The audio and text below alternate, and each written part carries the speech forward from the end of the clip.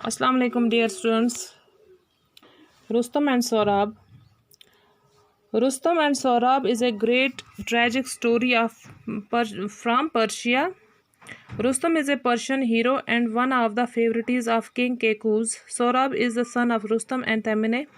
Rustam and Saurabh never meet in their lifetime until on the battlefield.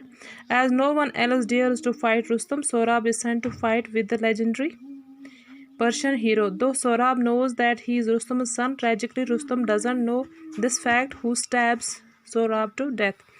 ये कहानी है Persia की।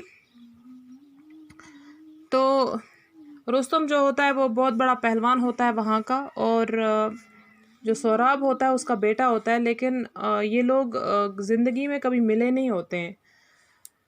सौराब को तो मालूम होता है कि वो रुस्तम का बेटा है, लेकिन रुस्तम को नहीं पता होता है कि सौराब उसका बेटा है, क्योंकि कुछ राज होते हैं, कुछ ऐसी बातें होते हैं जिनकी वजह से उसे मालूम नहीं होता है, जो हम इस लेसन में पढ़ेंगे।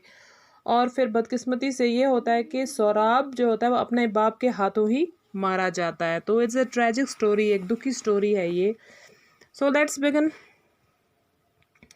Long ago there lived in Persia, now Iran, a great soldier called Rustam. He was so brave and fearless, and he had so often saved his country from foreign invasions that he was called the Shield of Persia. The enemies who tried to invade the country fled in fear when they heard his war cry, Rustam. तो ये Persia यानी Iran का एक बहुत बड़ा मशहूर बहादुर आदमी था, पहलवान था Rustam.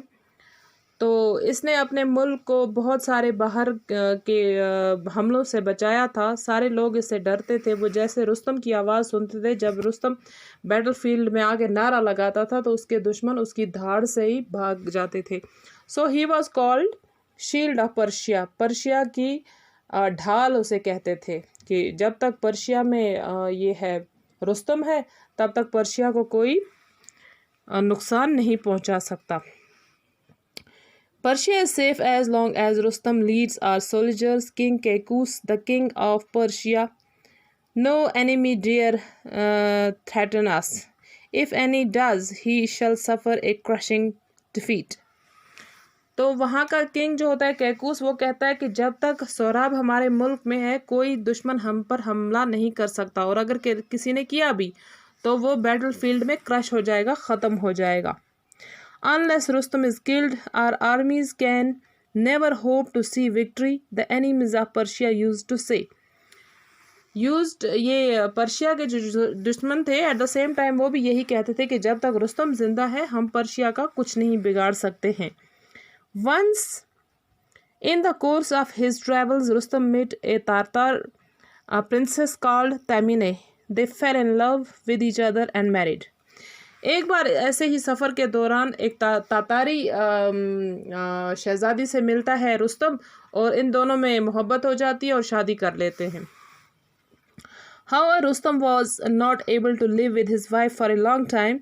The king of Persia soon sent for him because he did not feel safe unless Rustam was in his kingdom to protect and defend it. So Rustam had to go away from his wife, who was then in the family way. It was with great sorrow that he parted from her, because it might be many years before he saw her again. At the parting, he gave her precious stone and said, "When you become a mother, tie this stone on the child's arm and keep our marriage a secret." तो पता नहीं न जाने क्या बातें थी जिसकी वजह से रुस्तम को अपनी शादी राज में रखना पड़ी, और जब उसे पर्शिया का किंग कैकूस आदमी भेजता है कि वापस आ जाओ इन हिज किंगडम, तो उस टाइम उसकी जो वाइफ होती है, she was on family life, she was expecting. ठीक है, तो वो बड़ा ही मुश्किल वक्त होता है उस टाइम रुस्तम के लिए अपनी बीवी को छोड़ना, लेकिन उसे जाना पड़ता है अपने फ़र्ज़ के लिए। तो वो चला जाता है, लेकिन एक कीमती पत्थर अपनी बीवी को देता है और कहता है कि जब तुम माँ बन जाओगी तो बच्चे के बाजू पर ये बांध देना और हमारी शादी को राज ही रखना। In due course, a son was born to Tamine. Tamine knew that when the boy grew up, Rustam would be eager to have him follow in his footsteps. तो तैमिनी जो होती है ये प्रिंसेस, इसे डर लगा रहता है कि जैसे ही सोहराब को इससे पता चल जाएगा रुस्तम को कि उसका बेटा हुआ है, तो वो उसे साथ ले जाएगा और अपने ही फुट स्टेप्स पे चलाएगा, यानी कि अब